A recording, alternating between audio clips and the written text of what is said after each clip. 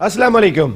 All out में Naseem Rajput metro one news के तमाम नाजरीन से मुखातिब है। पाकिस्तान क्रिकेट टीम की तारीखी फतह और चमड़े की फैक्ट्री में काम करने वाले मोहम्मद अब्बास ने चमड़े की गेंद को जिस तरह दोनों जानिब स्विंग किया, कमाल करके रख दिया। 12 साल के बाद पाकिस्तान के किसी फास्ट बॉलर ने टेस्ट क्रिकेट के 10 विकेटें हासिल की। मोहम्मद आसिफ ने कैंडी में 2006 में ये कारनामा अंजाम दिया था। पाकिस्तान की रन्स के एतबार से भी सबसे बड़ी फतह, 373 रन से पाकिस्तान ने कामयाबी हासिल की। इमारात की कंडीशन में पहली मरतबा किसी फास्ट बॉलर ने 10 विकेटें हासिल की, वो भी मोहम्मद अब्बास ने हासिल की।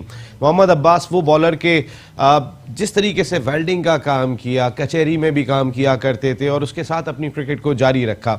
4 सीज़न तक टॉप किया था, लेकिन उस तरह नज़रों में नहीं आए थे सिलेक्टर्स के। फिर जब नज़रों में आए तो अब सारी दुनिया की नज़रों में दिखाई दे रहे हैं। चाहे डेल स्टेन बात करें, वसीम अकरम बात करें, शुएब अख्तर बात करें, सभी ये बात कर रहे हैं number 1 Mohammad Abbas. Well played Mohammad Abbas. और घर भी पहुंच गए समरियाल में, जहां उनका गांव है, वहां पे उनके वालिद ने भी भंगड़ा डाला।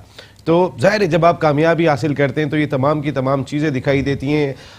अबू धाबी टेस्ट की बात कर लेते हैं तो कई और इंपॉर्टेंट फैक्टर। कप्तान Sarfaraz Ahmed leading run scorer बन गए, जिन पे बहुत क्रिटिसाइज़ किया जा रहा था। 190 रन उन्होंने स्कोर किए। फॉर्म वापस आ गई कप्तान की, जो खासा इंपॉर्टेंट फैक्टर। फ़खर जमान का अच्छा डेब्यू। बात कर रहे थे लोग कि T20 ODI के प्लेयर ज़्यादा बेहतर है, लेकिन मॉडर्न डे क्रिकेट खासी चेंज हो गई है। एक अच्छा डेब्यू फ़खर की जानिब से भी दिखाई दिया। बाबर आजम सेंचुरी मुकम्मल नहीं कर सके, सेंचुरी नहीं कर पा रहे टेस्ट क्रिकेट में, 99 पर आउट हो गए, लेकिन अब यहाँ तक पहुँच गए तो फिर जल्दी आगे भी क्रॉस कर लेंगे। पाकिस्तान की शानदार फतह, बात करेंगे इस पर भी। इसके साथ साथ कई और इशूज़ हैं जिनको डिस्कस करेंगे। दानिश कनेरिया 6 साल से आंखों में धूल झोंक रहे थे। हमारे साथ भी शो में आके बैठे, जिस जगह जाके बैठते थे यही रोना पीटना करते हुए वो दिखाई दिए कि मेरी बात क्रिकेट बोर्ड से करा दें, मेरा केस तो कम से कम क्रिकेट बोर्ड सुन ले। हर दफ़ा ये बात करते थे लेकिन क्रिकेट बोर्ड ने किसी एक जगह भी उनको लिफ्ट नहीं कराई। बहुत अच्छा किया, लेकिन एक सवाल पाकिस्तान क्रिकेट बोर्ड से भी किया जा सकता है। अगर जिस तरह पाकिस्तान क्रिकेट बोर्ड ने लिफ्ट नहीं कराई, इसका मकसद है कि वो जानते थे। अगर जानते थे तो फिर इस चीज़ को मंजर आम पे क्यों नहीं लिया है कि वो क्यों उसको लिफ्ट नहीं करा रहे, क्यों उसकी बात नहीं सुन रहे। ना हम बिठाते अपने शो में, ना बाकी लोग बिठाते। अब दानिश कनेरिया ने किया तो क्या किया, अपनी मीडिया के सामने आकर भी बात कर सकते थे, आप सामना कर सकते थे, माफ़ी मांग सकते थे, लेकिन गए तो जाके बाहर स्टोरी बेची ही होगी। उन्होंने कोई ऐसा नहीं होगा कि कोई हमदर्दी में जाके इंटरव्यू दे दिया होगा। दानिश कनेरिया ने अपने आप को तो नुकसान पहुंचाया, लेकिन पाकिस्तान की साख को भी बहुत नुकसान पहुंचाया। दूसरी जानिब अहमद शहजाद, जिनका डोप टेस्ट मुस्बत आया था और उसके बाद 4 माह की पाबंदी लगी, सिर्फ 4 माह की पाबंदी लगी थी अहमद शहजाद पे, लेकिन क्लब क्रिकेट खेल रहे हैं। 7 मैचेस खेल गए वो मुस्लिम जिमखाना की तरफ से, और 7 मैचों के बाद पाकिस्तान क्रिकेट बोर्ड को आगाही हासिल हुई, जो आप क्लब क्रिकेट भी करा रहे हैं और इसके साथ साथ स्कूल क्रिकेट भी करा रहे हैं, कि अहमद शहजाद जिन पर बैन था, उनका बैन 10 नवंबर को ख़त्म होना था। अब शोकाज नोटिस जारी कर दिया है अहमद शहजाद को कि जनाब 25 अक्टूबर तक आप जवाब दें कि आपने ऐसा क्यों किया। वहाँ से भी क्लियर हो जाएंगे, हम आपको बता रहे हैं। क्योंकि जो तगड़ा प्लेयर होता है, जिसकी अगर ताल्लुकात बहुत ज़्यादा बेहतर होते, आप उसको कोई ज़्यादा फ़र्क नहीं पड़ता। फ़र्क किनको पड़ता है? उनको पड़ता है कि जिनको कोई जानता नहीं होता। बहुत सारे ऐसे क्रिकेटर्स जिनके डोप टेस्ट मुस्बत आए थे, किसी पे साल की पाबंदी लगी, किसी पे 2 साल की पाबंदी लगी, अहमद शहजाद पे सिर्फ 4 माह की पाबंदी लगी। इसके साथ साथ पाकिस्तान की डोमेस्टिक क्रिकेट, बहुत सारे लोग इस बहस का हिस्सा बन चुके हैं कि डिपार्टमेंटल क्रिकेट होनी चाहिए या फिर रीजनल क्रिकेट होनी चाहिए, एसोसिएशन की क्रिकेट होनी चाहिए। बिलाखिर पाकिस्तान क्रिकेट बोर्ड ने ये डिसाइड कर लिया है। पहले ये तजवीज़ थी कि डिपार्टमेंटल टीमों को फर्स्ट क्लास सीज़न से हटा दिया जाए।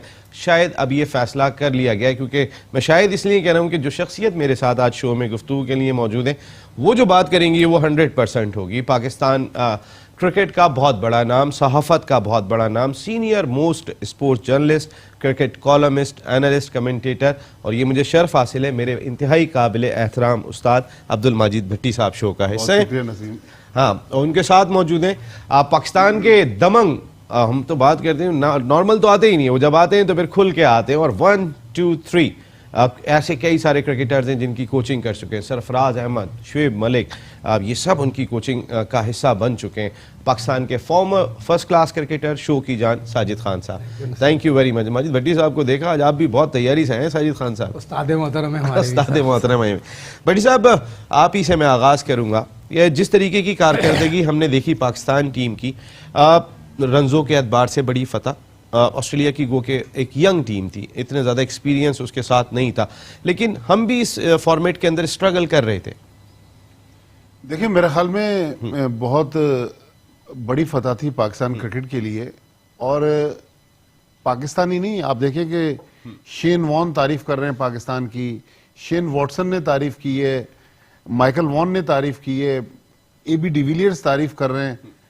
हम असल में हमारे यहाँ एक अजीबोगरीब कल्चर है, वो कहते हैं ना घर की मुर्गी दाल बराबर। हम अपने लोग यार यूएई में जीत गए। वेस्ट इंडीज की टीम जब क्लाइव लाइट कैप्टन था और उनकी फास्ट बॉलिंग की पेस बैटरी जो थी वो उरूज पर थी, तो उनके सामने चाहे कनाडा आए, चाहे पाकिस्तान आए, चाहे इंडिया आए, वो बड़े से बड़े मार्जिन से जीते थे। ऑस्ट्रेलिया ने जो भी टीम भेजी, उनका मसला था उनके दो जो मेन प्लेयर्स थे स्टीव स्मिथ और डेविड वार्नर, उन पे पाबंदी थी। लेकिन मोहम्मद अब्बास ने जिस तरह बॉलिंग की और जिस तरह 6 सुर्खियों में जगह हासिल की है, देखें अल्लाह ताला जब इंसान को इज्जत दे के लॉर्ड्स में पाकिस्तान को टेस्ट जितवाया, फिर 2 टेस्ट मैच में 17 विकेटें।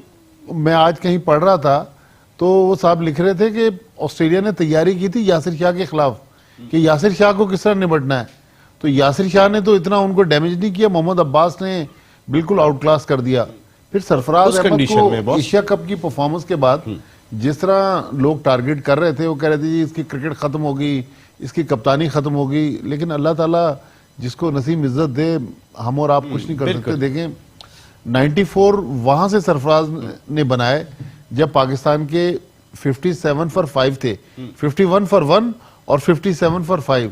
वहां से 94 रन की उन्होंने इनिंग्स के लिए सेकंड इनिंग्स में 81 रन बनाए, फिर पाकिस्तान को सीरीज में भी जितवाया। तो मतलब ओवरऑल एक अच्छी, देखें एक आध प्लेयर हो सकता है कि ऊपर नीचे हर दौर में रहा है, लेकिन मेरे ख्याल में बेस्ट अवेलेबल प्लेयर पाकिस्तान के थे। और हमें क्रेडिट देना पड़ेगा पाकिस्तान टीम को कि एशिया कप में जिस तरह इस टीम ने मायूस किया था, तो थोड़ा तो जख्मों पे मरहम रखा है टीम। स्ट्रॉन्ग कमबैक अगर हम कह सकते हैं, क्योंकि आप पिछला टेस्ट भी जीतते जीतते रह गए थे, तकरीबन आप जीत के करीब आ गए थे। उस पर भी क्रिटिसाइज हुआ कि आपने मैच क्यों नहीं जीता। सईद खान साहब, मोहम्मद अब्बास जिस तरह मुतासिर किया मोहम्मद अब्बास ने, जब से आए जगह पे गेन करते हैं, जो सबसे इंपॉर्टेंट चीज़ है कि उन्होंने जो अपनी एक जगह पक्की इतनी ज़्यादा की हुई है कि वहीं से गेंद दोनों तरफ जाता है उनका। नसीम, जिस तरह नया गेन करना एक आर्ट है, जिस तरह मोहम्मद अब्बास ने गेन के साथ नया गेन कर रहा है और लोगों को बताया नया गेन किस तरह करना चाहिए, उसे प्रूफ किया।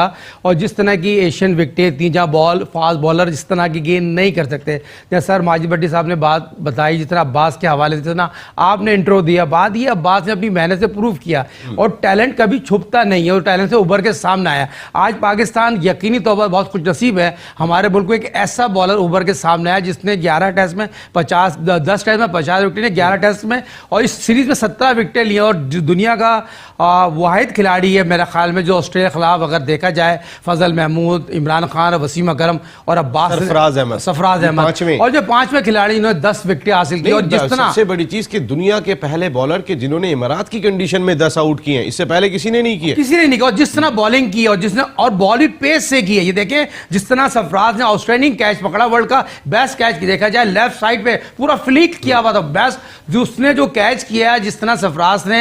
और जिस तरह माजिद भट्टी साहब ने बात की, इस मैच की अगर तारीफ की बात की जाए, इस मैच ऐसा लग रहा सरफराज के लिए अल्लाह ताला ने बनाया था। और जिस तरह 5 प्लेयर आउट हो गए सेकंड टेस्ट मैच में और जिस तरह सरफराज 57 जिसने कमांड इनिंग खेली, खुद तो खुद खेले, फकर को भी लेके चले और जिस तरह फकर डेब्यू कर रहे थे और जिस तरह सरफराज फ्रंट से लीड करते हैं, फ्रंट से कप्तानी करते हैं और उसकी जितनी भी तारीफ की जाए कम है। ये लग रहा था पाकिस्तान टीम जो तीनों फॉर्मेट के कैप्टन सरफराज ने हर शोबे में आउट क्लास कर दिया। माजिद भट्टी साहब, 57 फॉर 5 ये एक वाकई में जो सूरत हाल थी, फिर आप मैच ड्रॉ हो गया था पिछला वाला, एक प्रेशर ऑलरेडी कप्तान पे बहुत ज़्यादा था। आप इसको लीडिंग फ्रॉम द फ्रंट कहेंगे हम, क्योंकि 57 फॉर 5 के बाद जो आपने 280 रन तक अपने स्कोर को लेकर गए 288 तक, और सरफराज ने जहाँ पे वहाँ फॉर्म शो किए कि जहाँ टीम बहुत मुश्किलात से 2-4 थी, लीडिंग फ्रॉम द फ्रंट। बिल्कुल, देखें बड़ा प्लेयर और बड़ा कप्तान वही होता है जो मुश्किल हालात से अपनी टीम को निकाले। तो सरफराज अहमद के पास जिस तरह की सिचुएशन थी और उस वक्त लग रहा था जब 4 विकेट मेरे ख्याल 5 या 6 गेंदों पर नेथन लाइन ने आउट किए, जी, 4 आउट लग रहा था कि अनप्लेबल होगा अब इस विकेट पे। वहां से उन्होंने मैच को निकाला और पाकिस्तान गालिबन 281 करने में कामयाब हुआ। फिर उसके बाद जब ऑस्ट्रेलिया की बैटिंग आई तो मोहम्मद अब्बास ने जितनी अच्छी बॉलिंग की। आज मैं आपके इस प्रोग्राम का फायदा उठाते हुए एक इंटरेस्टिंग वाकया बताऊं, 2 साल पहले का। 2016 में पाकिस्तान और इंग्लैंड की जो टेस्ट सीरीज थी 2-2 से बराबर हो गई, मिसबाह उल हक कप्तान थे। अब वनडे सीरीज हो रही थी, अजहर अली कैप्टन थे। तो लॉर्ड्स में वनडे होना था, अगर आपको याद हो सरफराज ने उस वनडे में 100 किए थे। एक पाकिस्तान के सीनियर बैट्समैन थे, लॉर्ड्स में प्रेस बॉक्स दूसरी साइड पर है, जो पवेलियन है वो दूसरी साइड पर है, और प्रेस बॉक्स के नीचे से रास्ता जाता है बाहर वाली साइड पर। वहां पर प्रैक्टिस पिचेस हैं जहां पर टीमें प्रैक्टिस करती हैं। तो एक पाकिस्तान के बड़े मशहूर प्लेयर जा रहे थे, तो मुझे किसी दोस्त ने कहा कि यार ये एक मोहम्मद अब्बास नाम का लड़का है, ये बड़ा अच्छा बॉलर है, अगर इसको खिलाए ना तो ये बहुत कामयाब होगा। अभी उसने कहा कि वो इंग्लैंड में मेरे दोस्त रहते थे, उन्होंने कहा मैंने ए टीम की तरफ से इसको देखा, ये पिछले दिनों यहाँ पर बॉलिंग कर रहा था, लेकिन इस बच्चे को कोई चांस नहीं दे रहा पाकिस्तान टीम में। तो मैंने वैसे ही मौके से फायदा उठाते हुए उस प्लेयर से पूछा, मैंने कहा ये मोहम्मद अब्बास कैसा बॉलर है? कह रहे यार बॉलर तो अच्छा है लेकिन ना इसकी स्पीड कम है। तो आज 2016 के बाद 2018 में आप देखेंगे डेल स्टेन और एबी डिविलियर्स जैसा बंदा कह रहा है कि ये नंबर 1 बॉलर बनेगा। तो अल्लाह ताला जिसको इज्जत दे। लेकिन मोहम्मद अब्बास ने एक गरीब घराने से ताल्लुक, जिस तरह आप बता रहे थे, वेल्डिंग का भी काम किया, चमड़े का भी फैक्ट्री में काम किया, और फिर जब ऑफ सीजन होता था तो मजदूरी करने मस्कत चला जाता था। वहां भी फिर वो क्रिकेट खेलता रहा। लेकिन कहते हैं कि मेहनत जो है ना हमेशा रंग लाती है। तो अब्बास ने जिस तरह मेहनत की, छोटे से एक फैमिली से ताल्लुक था, लेकिन आज उसके वालिद जिस तरह खुशी में नाच रहे थे, तो ये बयान करने से बाहर है। लेकिन अब्बास ने वाकई 50 विकेट लेने देखे, और लोगों ने भी लिए हैं, लेकिन इसने 4 टेस्ट मैच यूएई में खेले, 2 वेस्ट इंडीज में खेले, वेस्ट इंडीज की भी डेड विकेटें, तो 6 टेस्ट मैच वो भी थे जहां पर विकेटें फास्ट बॉलरों के लिए आइडियल नहीं थी। लेकिन उसने अपनी स्ट्रेंथ पे बॉलिंग की है, और जो उसको कोचेज ने प्लान दिया या जो उसकी अपनी मेहनत थी, बहरहाल आज जो है हर तरफ मोहम्मद अब्बास का तस्करा है। लेकिन इस पूरी देखें, हमने साजिद खान जो बड़े लोग थे जैसे वसीम अकरम, वकार यूनुस, इंजमाम उल हक, ये कहा करते थे कि जो आज हो गया ना अब ये हिस्ट्री हो गई, अब नया दिन है और नया मैच है। तो लिहाजा मोहम्मद अब्बास को यही मशवरा है कि इस जीत को जितना एंजॉय कर सकता है, बीच में अभी 1-1.5-2 हफ्ते का टाइम है, लेकिन अब उससे एक्सपेक्टेशंस बढ़ गई हैं हमारे यहाँ। क्या वो सिर्फ टेस्ट का ही बॉलर है? मेरा ख्याल में वनडे खेल सकता है, लेकिन हमारे यहाँ कल से मैं सुन रहा हूँ, कोई कह रहा है ये ग्लेन मैग्रा है, कोई कह रहा है कि ये मोहम्मद आसिफ से बड़ा बॉलर है, कोई कह रहा है कि फला बॉलर से बड़ा बॉलर है। तो अब ये सारे देखें, क्रेडिट तो उसको मिल रहा है और वो डिजर्व करता है इस क्रेडिट का, इससे कहीं ज्यादा उसको डिजर्व करता है। लेकिन अब उसको चाहिए कि ये एंजॉय करे, लेकिन अपनी मेहनत जारी रखे। लेकिन एक और पॉइंट जी कि पाकिस्तान ने इतनी बड़ी सीरीज जीती, आपने बताया कि हाईएस्ट मार्जिन था पाकिस्तान की जीत का। प्राइम मिनिस्टर हमारे जो हैं वो फॉर्मर कैप्टन थे, मैंने नहीं सुना कि प्राइम मिनिस्टर की तरफ से टीम को मुबारकबाद आई हो। बिल्कुल, इवन अब्बास के लिए कोई मुबारकबाद नहीं आई। पीसीबी के चेयरमैन सिंगापुर में हैं, भाई आप दुनिया में जहां भी मीडिया डिपार्टमेंट को कहें, इन प्लेयरों को मुबारकबाद तो दें। जब हारने पे ग्रिल किया जाता है, जब उनको डिसक्रेडिट देते हैं, तो अगर टीम ने अगर एक फोन ही कर लें एहसान मानी साहब या इमरान खान की तरफ से भी लड़कों को कह दें कि प्राइम मिनिस्टर ने भी आपकी हौसला अफजाई की है, तो थोड़ा दिल बड़ा हो जाता है। तो मेरे ख्याल में मुझे प्राइम मिनिस्टर साहब इमरान खान साहब की बात करें तो इनके स्टैंडर्ड बहुत हाई हैं। वो फिर वो वर्ल्ड कप की बात करते हैं, वो जीत के दिखाओ तो मुबारकबाद दूंगा, हो सकता है नहीं, मैं वैसे ही मजाक कर रहा हूँ, लेकिन आमतौर पर ये तमाम की तमाम चीज़ें सामने आती रही। साजिद खान साहब अभी आता हूँ, मैं आके बात करता हूँ। लेकिन अब पाकिस्तान की हिस्ट्री अगर आप उठा के देख लें तो पाकिस्तान माजी में अपने फास्ट बॉलर्स की वजह से मैचेस जीता करता था। अब एक लेगेसी चली आ रही थी, सरफराज, इमरान खान, उससे पहले फजल महमूद, कोई ना कोई एक ज़बरदस्त बॉलर पाकिस्तान टीम में होता था। लेकिन आमिर और आसिफ का जो इंसिडेंट हुआ था, सलमान बट का स्पॉट फिक्सिंग का, उसके बाद से पाकिस्तान इस डिपार्टमेंट में कहीं ना कहीं स्ट्रगल करता हुआ दिखाई दिया है, क्योंकि वो लास्ट ऐसा प्लेयर था कि जो रिकग्नाइज प्लेयर था कि ये वर्ल्ड वाइड बहुत अच्छा है, ना उस तरीके के फिर आमिर बन सके, ना आसिफ वापस आ सके, लेकिन वो जो डेंट पड़ा उसके बाद फास्ट बॉलर उस तरीके के सामने नहीं आ रहे। हम अपनी मौजूदा बॉलिंग की बात कर लेते हैं तो अब्बास और यासिर शाह को आप हटा दें तो फिर आपने ऐसा लगता है कि 2 बॉलर से मैच जीता है, क्योंकि आप वहाब रियाज पिछले मैच में उस तरह परफॉर्म नहीं कर सके। मीर हमजा डेब्यू कर रहे थे, बिलाल आसिफ ने पहली मैच में 6 ज़रूर आउट किए थे लेकिन उसके बाद से उस तरह आउट नहीं कर सके। पाकिस्तान की बॉलिंग पर सवालिया निशान। बात करेंगे ब्रेक के बाद। ऑल आउट में एक मरतबा फिर आपको खुशामदीद कहते हैं। बात कर रहे हैं पाकिस्तान की तारीखी फतह, लेकिन एट द सेम टाइम जीत के बाद कुछ ऐसी चीज़ें छुप जाती हैं कि जिन पर बात ही नहीं होती, जो हार के मौके पर हम ज़रा ढूंढ रहे होते हैं कि क्या कुछ हो गया। पाकिस्तान मैच ज़रूर जीत गया, लेकिन अगर हम अब्बास को और यासिर शाह को अलहदा करते हैं तो फिर हमारी बॉलिंग लाइनअप थी क्या। पहले मैच में वहाब रियाज ने कोई आउट नहीं किया, देन हमने मीर हमजा को खिलाया, तो हमने सिलेक्शन कमेटी ने जिन लोगों को भेजा था वो भी एक सवाल दिखाई देता है। आमिर को आराम देना बनता था क्योंकि आमिर रिसेंट पास में उस तरीके की कारकर्दगी का मुजाहरा नहीं कर रहे थे। वो जो एक एग्रेशन हुआ करती थी, एक स्पेल के अंदर पाकिस्तान का बॉलर मैच तब्दील कर देता था, माजिद भट्टी साहब वो नज़र नहीं आ रही। अभी अब्बास ने ज़रूर किया ये, लेकिन वो जो वसीम, वक़ार, शुएब अख्तर, उससे पहले पाबंदी से पहले जो आसिफ और आमिर एक लेगेसी चली आ रही थी, और जो हमारे बच्चे होते हैं वो रोल मॉडल को फॉलो करते हैं। वो रोल मॉडल का जो एक ख्वाब टूटा था आसिफ और आमिर की सूरत में, उसने डेंट डाला है कहीं ना कहीं। देखिए, जिस वसीम, वकार और शुएब अख्तर की जो आप बात कर रहे हैं ना, उस जमाने में क्या होता था साजिद खान से ज्यादा बेहतर आपको कोई नहीं बता सकता। लेकिन मोहम्मद आसिफ ने, मैं कैंडी टेस्ट में मौजूद था जब उसने पाकिस्तान ने लीड दे दी थी श्रीलंका को। उसके बाद मोहम्मद आसिफ ने जिस तरह गालिबन 80 या 90 रन पर आउट कर दिया दूसरी इनिंग्स में श्रीलंका को, और महिला जयवर्धने ने, कुमार संगकारा, थरंगा, बड़ी उनकी बैटिंग लाइनअप थी, बिल्कुल आउट क्लास कर दिया। लेकिन मोहम्मद आमिर की देखें, लोग कहते हैं टैलेंटेड है, लेकिन टैलेंट ग्राउंड में नजर नहीं आ रहा जब से पाबंदी के बाद से। नहीं, पहले भी, लेकिन एक सिर्फ लीड्स टेस्ट मैच जो ऑस्ट्रेलिया के खिलाफ 2010 का था। देखिए, उस वक्त वसीम अकरम भी ये बात कहा करते थे कि इस उम्र में मैं भी इतना टैलेंटेड नहीं था। ये वसीम अकरम को ऑन पेपर नजर नहीं आ रहा, लेकिन वो जो उसके बाद नजर नहीं आया पाबंदी के बाद, उससे पहले कहीं ना कहीं इम्पैक्ट था। आसिफ और आमिर का एक पेयर बन गया था।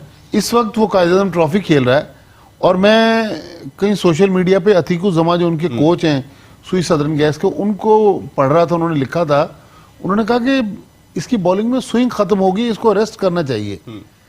देखिए, हमारे यहाँ ठीक है, मेरा कोई उससे वो इख्तलाफ नहीं है, लेकिन मुझे मोहम्मद आमिर के टैलेंट पे हमेशा से शुकूक व शुबात रहे हैं। लेकिन अब हमारे यहाँ सिलेक्शन का भी अजीब व गरीब क्राइटेरिया है कि वहाब रियाज कैसे आ गए टीम में।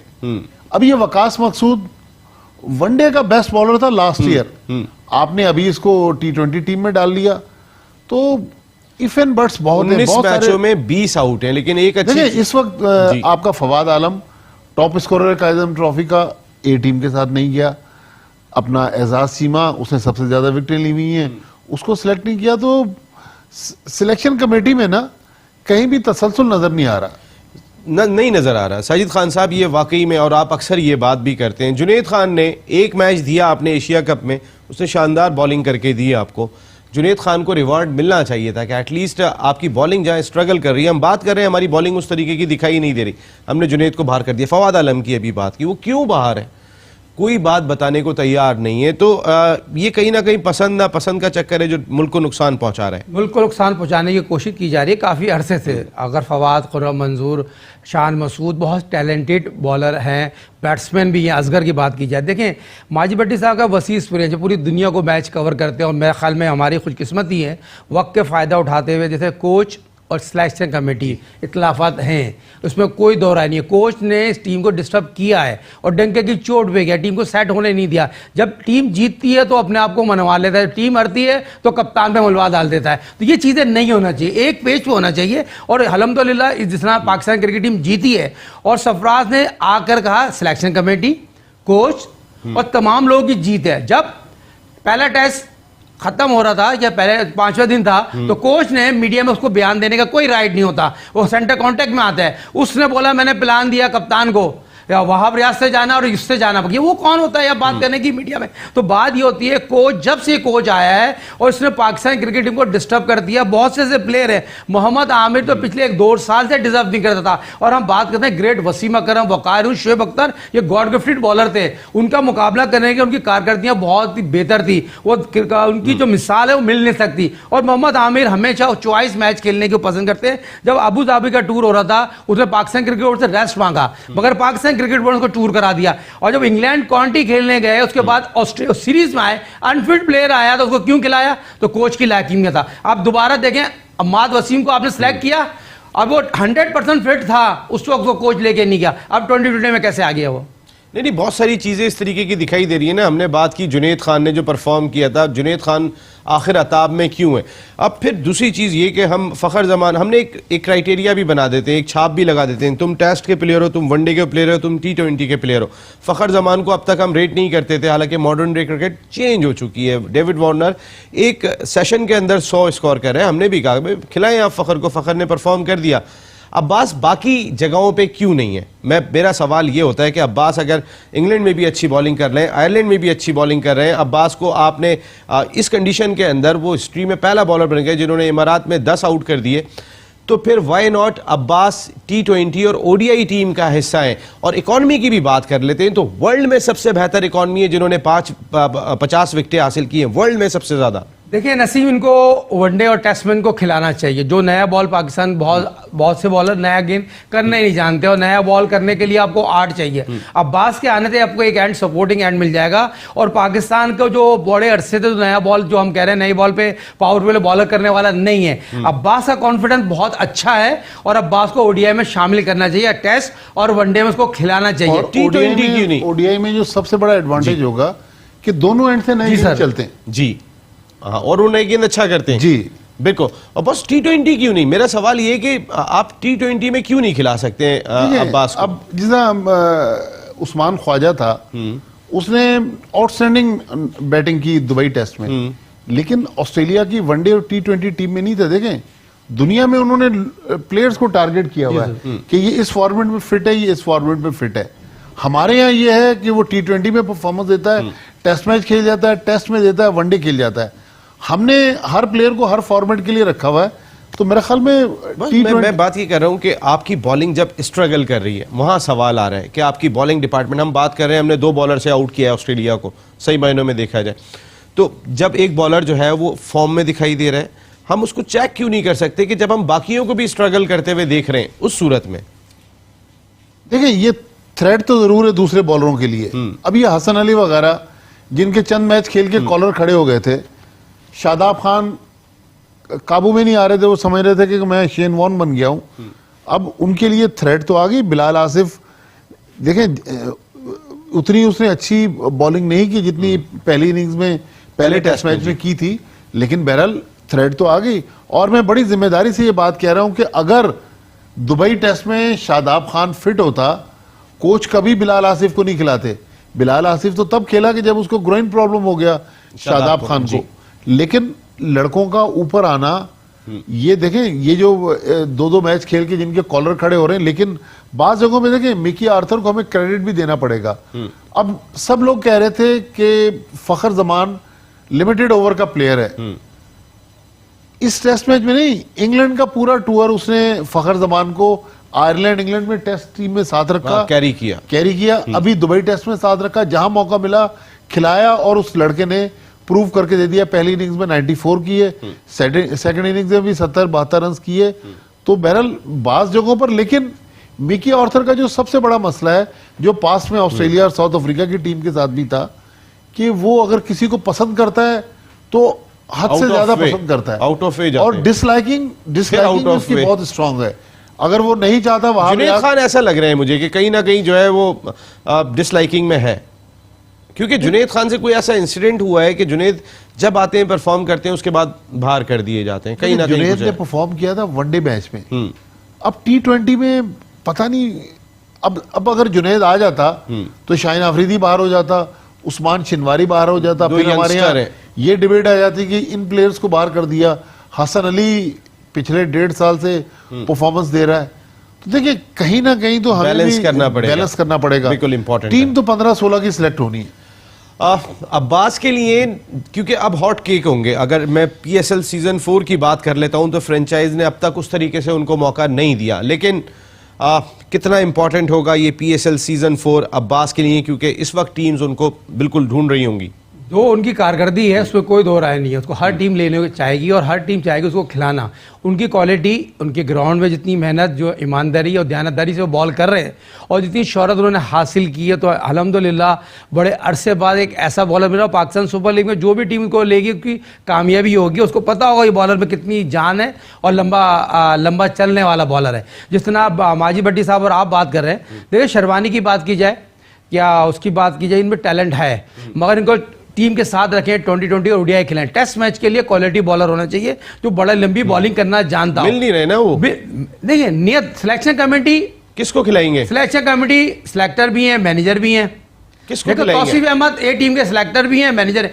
किसको खिलाएंगे भाई? पाकिस्तान की फर्स्ट क्लास क्रिकेट का आपने इंट्रो में जिक्र किया, इस हारून रशीद ने पाकिस्तान की फर्स्ट क्लास क्रिकेट का बेड़ा गर्क कर दिया। इस पे आ रहा हूं मैं, जरा डिटेल में बात करनी है। मुझे कहा गया एक ब्रेक ले लें, तो मैं एक ब्रेक ले लेता हूं, वापस आता हूं तो मैं फर्स्ट क्लास क्रिकेट पे भी बात करनी है, दानिश कनेरिया पे भी बात करनी है, अहमद शहजाद पे भी बात करनी है, ब्रेक के बाद। ऑल आउट में एक मरतबा फिर मेट्रो वन न्यूज़ के तमाम नाजरीन को खुशामदीद कहते हैं। बात कर रहे हैं पाकिस्तान क्रिकेट से जुड़े उमूर पर। दानिश कनेरिया देर कर दी मेहरबा आते आते, ये कहा जा सकता है, क्योंकि 6 साल से वो एक रट लगा के बैठे हुए थे, मैंने कुछ नहीं किया, मेरे साथ नाइंसाफ़ी हो रही है, ईसीबी ने मेरे साथ की और पाकिस्तान क्रिकेट बोर्ड उससे ज़्यादा मेरे साथ ज़्यादती कर रहा है। बहुत ज़्यादती कर गए वो पाकिस्तान के साथ। देखिए बिल्कुल ज्यादती कर गए कि सजा उनको दी इंग्लिश क्रिकेट बोर्ड ने। जुर्म जिसका उन्होंने एतराफ़ 3 दिन पहले किया, वो जुर्म भी उनसे सरजद हुआ इंग्लैंड में। वो पाकिस्तान क्रिकेट को, पाकिस्तान क्रिकेट बोर्ड को, पाकिस्तानियों को बुरा भला कहते रहे। कितने शो में हमारे साथ रो रहे होते थे बैठ के, किस तरीके से कि मेरी कोई सुन नहीं रहा, मेरी कोई बात नहीं कर रहा, मेरी क्रिकेट बोर्ड आवाज़ नहीं उठा रहा।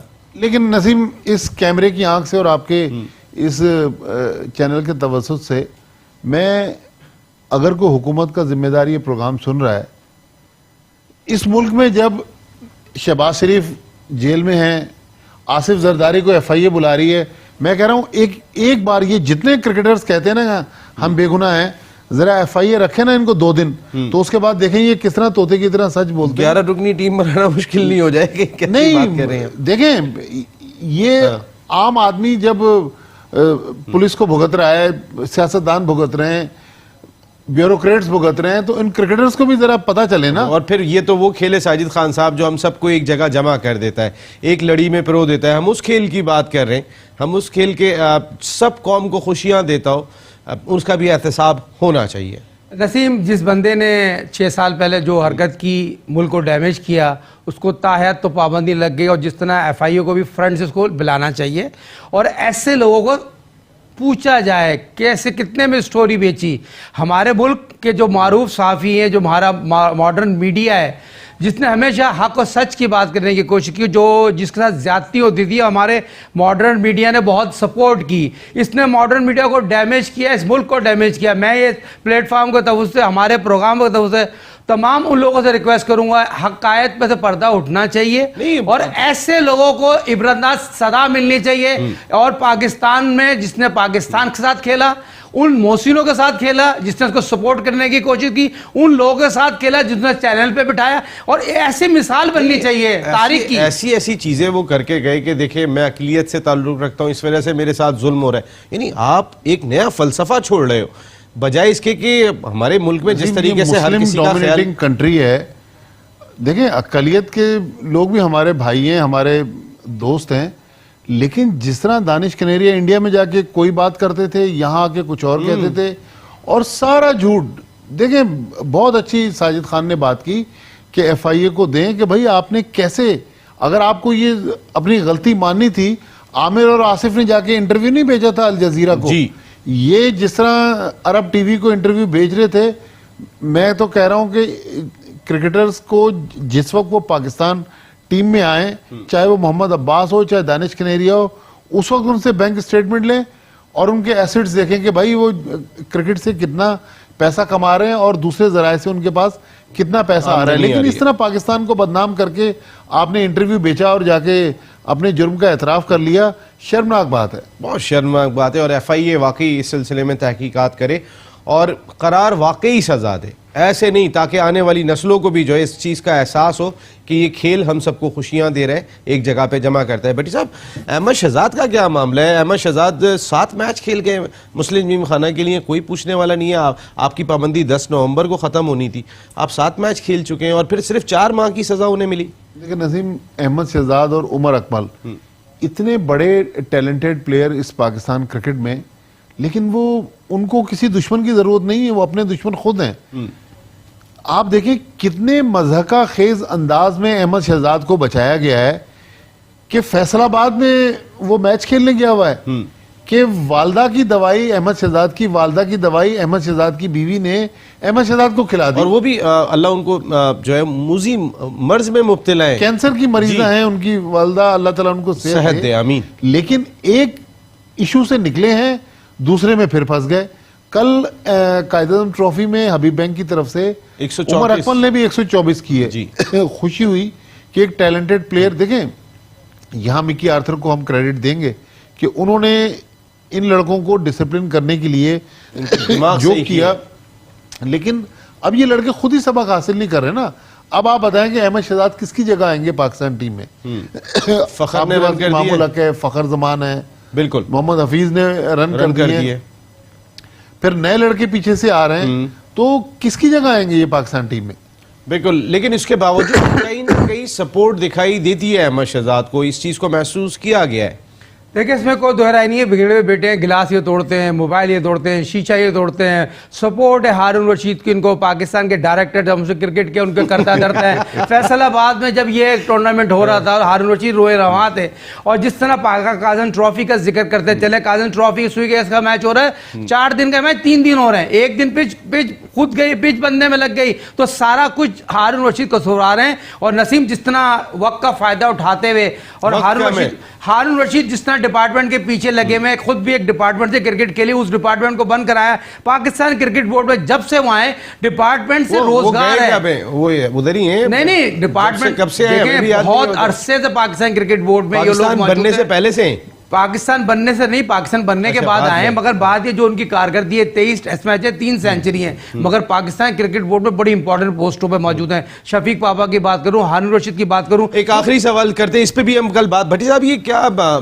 डिपार्टमेंटल क्रिकेट खत्म करना हमारे जैसे माशरे के अंदर, हम कोई फाइनेंशियली साउंड माशरा नहीं है, ऑस्ट्रेलिया इंग्लैंड की तरह के स्टेट की क्रिकेट हो गई या काउंटीज की क्रिकेट हो गई, हमारे यहाँ डिपार्टमेंटल क्रिकेट खत्म करना नुकसान है। नसीम, इमरान खान को हम जब से जानते हैं, इमरान खान बहुत बड़े हामी थे रीजनल क्रिकेट के शुरू से। अब वो प्राइम मिनिस्टर बन गए, ज़ाहिर प्राइम मिनिस्टर ने जो कह दिया, तो उस दिन सुना कि जिस दिन उन्होंने हलफ उठाया और वहां पर क्रिकेटर्स गए, तो अब्दुल कादिर ने कह दिया, उन्होंने कहा मुझे पता है कि इम्मी तुम मेरी बात नहीं मानोगे, तुम जो तहिया कर लेते हो वो करके रहोगे, लेकिन डिपार्टमेंटल क्रिकेट खत्म नहीं होनी चाहिए। लेकिन आखिरी बात, टाइम आपके पास कम रह गया, जो डिपार्टमेंट के 2 जो नुमाइंदे थे वापडा और KRL के, उन दोनों ने मोहर सब्त कर दी इस PCB के रीजनल सेटअप पे, तो डिपार्टमेंटल क्रिकेट को किसी और ने नुकसान नहीं पहुंचाया। वो लोग जो डिपार्टमेंट्स को इस टास्क फोर्स में रिप्रेजेंट कर रहे थे, उन्होंने मुजम्मिल हुसैन साहब हैं, चेयरमैन वापडा और अयाज भट्ट KRL के नुमाइंदे थे। बिल्कुल। सईद खान साहब कल इस पे बात करेंगे, मैं इस पे जरूर डिटेल में बात करूंगा, क्योंकि मुझे कहा गया खत्म कर दें। 24 तारीख को पाकिस्तान और ऑस्ट्रेलिया के दरमियान सीरीज का पहला T20 मैच खेला जाएगा। Good luck Pakistan cricket team. Thank you very much Abdul Majid Bhatti साहब, मेरे मोहतरम उस्ताद, आपकी आमद का बहुत शुक्रिया। Thank you very much Sajid Khan साहब। ऑल आउट की पूरी प्रोडक्शन टीम के साथ नसीम राजपूत चाहता है इजाजत। कल रात को 10 बजे फिर मुलाकात होगी। टिल देन अल्लाह ने के बाद।